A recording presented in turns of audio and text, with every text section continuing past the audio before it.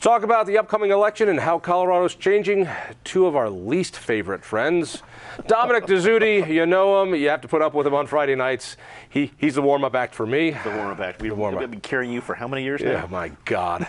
The only reason people will know who you are is they're tuning in for this beautiful mug. Dozens. And Miller Hudson, Gadfly Supreme, and also a columnist over at The Statesman. Right. Yeah, so you can write. That's what they tell me. Yeah, that's pretty good. All right. We love this stuff. We're gossipy. You know, we're in the minutia of politics, particularly Colorado politics, which is so delicious. Boys, I've never seen anything like this. I have never seen a year like this. I don't know what to expect. I don't know the Trump phenomenon. People are pissed off at Hillary, and so Democrats might cross over. Gary Johnson is polling, what, 15% in this state? 29 among young voters. 29 among young voters. 18 to 34, the latest Quinnipiac poll. Me, aren't you smart? Let's start over here. Right. Miller, what's going on? Well, I think that I think both parties got ambushed because neither one of them really knew who was in their base. It's a national issue for the Republicans. I think that the East Coast financial Wall Street Republican Party woke up and discovered that maybe their base wasn't supporting the editorial page positions of the Wall Street Journal. Right.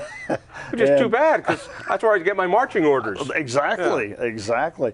And the Democrats, who've always said that they were the guardians of the blue-collar working man and woman, woke up and discovered that, no, actually their party is composed of the college graduates that used to be voting Republicans. And so we've had a flip inside of both parties that they're trying to cope with. I get a sense that, you know, Trump and Sanders, they're the same coin, different sides. One is pissed off because you corporate guys have kept me down because we've got the stagnant economy for over a decade now. Right. And the Republicans are, no, I'm being kept down because of you Mexicans and America's not great again. Bring it to Colorado, though. How does Colorado see this? Yeah, it's been interesting to watch because I don't think usually Colorado has reacted well to anger.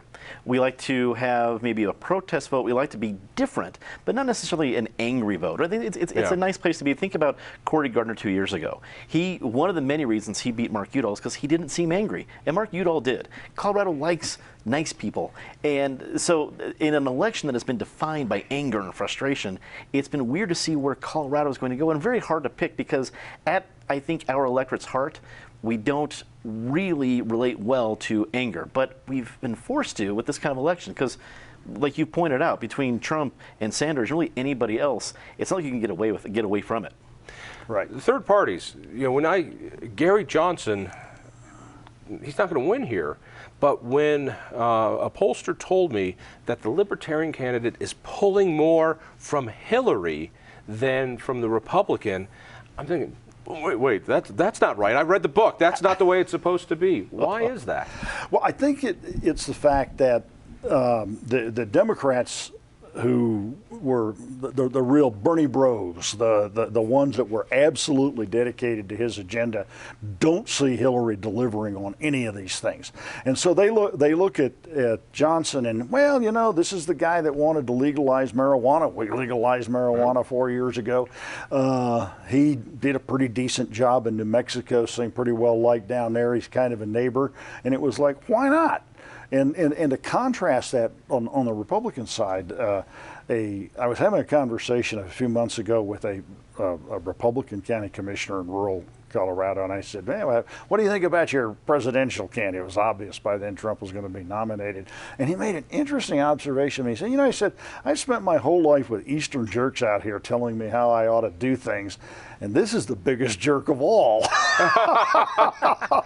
Look, do you remember back in, was it 1992, was it Amendment 2, which was no special rights for homosexuals amendment? Right. The polling showed it was going to fail. And it passed. Why? Because people didn't want to tell pollsters that they wanted this anti-gay thing to pass. I think there's a small part of that when it comes to Trump supporters. I don't think it's enough for him to win Colorado at this point, but I think his numbers are probably a little bit better than what people people suspect? I think they might be better. There might be a couple percentage points out there that adhere to that. But Colorado is furthest away from a state that could really do well for him. We're not suffering economically. We drive around town and see cranes building buildings. We see too much traffic. We're not seeing folks of any sort take away our jobs. People are competing and worried about raising I've been asked rents. to take your job several times. See how well it's gone for the last 18 years? No, but it's a state that doesn't have the problems that he's been chiming about all over the United States. So while there's probably a couple percentage points out there for him, I don't think this isn't the blueprint for him. I think that's why he stayed away. And while that's also why we're seeing Hillary Clinton not having to spend a lot of money here. But nobody likes her. No. Why is she always yelling at me? Well, I'm reminded when Rahm Emanuel was running for mayor, and they did an interview with one of the aldermen there, and said, well, nobody likes Rahm Emanuel. He says, what difference does that make? Yeah. Moving to the Senate side, in that Darrell Glenn, the Republican challenger, he's a great guy. I mean, he is what you see. He's true blue. I think he would make a splendid senator. He's double digits behind. He has no real money to speak of. The RNC said we're not going to play. And here is Michael Bennet, the weakest incumbent in the United States Senate. This was a pickup opportunity, a rare pickup opportunity. Is it going to happen? No, No. They're not going to pick it up. And Michael has actually been more effective than I think he's given credit for. Oh, you call him Michael, do you? Yes. And he's gotten out around the state. People have met him. They know who he is. He's tilled the field as an incumbent, and so there's no animosity towards him. It's not like he's had some huge blunder that we're But trying for Colorado, to excuse. he was, like every other senator is, the last vote, the 51st vote for Obamacare, and we still hate it. He said privately he wasn't going to sign onto the Iraq deal, and of course he got pressured and pulled it. He could have been in the targets, but he's not. Yeah, I mean, I don't think he's tilled the soil as well as you think. Well, what I'm talking about there is people have actually met him and they actually know who he is. Yeah, fair enough. Okay. Yeah. John, I do think one thing that Miller brings up that's a good point for Senator Bennet is that he hasn't screwed up. I know you've brought up some points as a fellow political junkie of, well, he voted on this, he voted on that. But voting the wrong way is not the same as screwing up. Exactly. And people can still like him. Yeah, they look at his voting record. Well, I disagree with that, but he's still a likable guy. That's what you have in Colorado. He hasn't fumbled the ball. Exactly. And he has an opponent in Darrell Glenn. Again, like you said, I've met him in person. He's a really nice guy. But if you're going to be, I don't want to work with Democrats, I'm going to work on the other side. I'm not going to go to the party machinery. Well, you better have a lot of money of your own. Or you better get on board with the party machinery. He's done neither. He doesn't have a bunch of cash, nor is he locked up with the rest of Republicans. He's kind of like the outsider, like a Ted Cruz. So you're in no man's land. That's why it still seems like he's running for the nomination still, and not the actual general election. All right, my nightmare scenario. So Hillary wins with a lot. Bennett wins with a lot, and then the coattails mean that the Senate here in Colorado goes Democratic, and we know what happened last time that happened. And what about Mike Kaufman's seat, which was drawn to be a Democratic seat? Is there coattails there? And he's working. You want to go first? Yeah. I'll chime in quickly.